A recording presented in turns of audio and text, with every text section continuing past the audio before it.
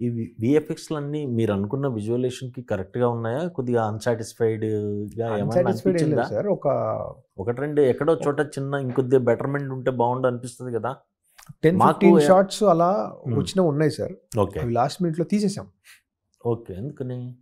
అంటే అది అంటే బాలేదని తీసారా? కంటెంట్‌కి బాలేదు అన్నవి అసలు డౌటే లేకుండా తీసేసాం సార్. హ్మ్. 95% అచీవ్ చేసాం సార్. ఒక 5% ఏవైతే మనం లాస్ట్ మినిట్‌లో అయిపోతాయి అనుకున్నామో, అవి అచీవ్ అవ్వలేదు అనుకున్నామో అవి తీసేసాం. ఓకే. లెంత్ పోయినా పర్లేదు అని. తీసేసి కలిపేసాం సార్ అంతే ఇంకా. So there is no point keeping them. అంటే బాలేదని తెలిసిపెట్టుకొని హ్మ్. అవి తెల్ల కాగితం మీద మచ్చలాగా అదే చూస్తూ ఉంటారు సార్. ఎందుకు ఇంత చేసి అని తీసాం సార్. Very few. ఓకే. మీరు రెండో, మూడో పాటలు షూట్ చేసినట్టున్నారు గదా! రెండే సార్.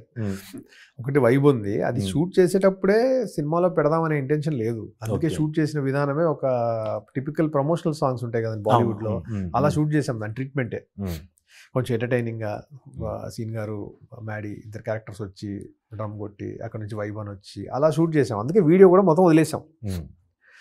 అది అంత పెద్ద హిట్ అయిపోయి ఇప్పుడు అందరూ అడుగుతున్నారు ఎందుకు లేదు అని. అప్పుడు మేబీ అది ప్రమోషనల్ సాంగ్ అని గట్టిగా చెప్పలేదేమో.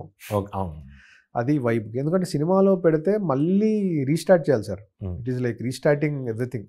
పెడితే మళ్ళీ పెట్టి అది అయిపోయిన తర్వాత మళ్ళీ కథలోకి స్టార్ట్ చేసి అది రిలీఫ్ ఉంటుంది. కొన్ని సినిమాల్లో కమర్షియల్ ఫిల్మ్స్లో it is very much needed. ఈ సినిమాలో ఎందుకు అనిపించింది వద్దులే అని. ఇంకో సాంగ్ వేరే పార్ట్లో వాడుకుందాం అనే ఫీలింగ్ వచ్చింది. బాగా వచ్చింది అది. అది యాక్షన్ అడ్వెంచర్ మధ్యలో వస్తూ ఉంటుంది ఆ సాంగ్. సో దాన్ని ఎందుకు మనం నీట్గా వాడుకుందాం, ఇక్కడ ఎందుకు డిస్టర్బ్ చేయడం అని అనిపించి అది పక్కన పెట్టుకున్నాం సార్.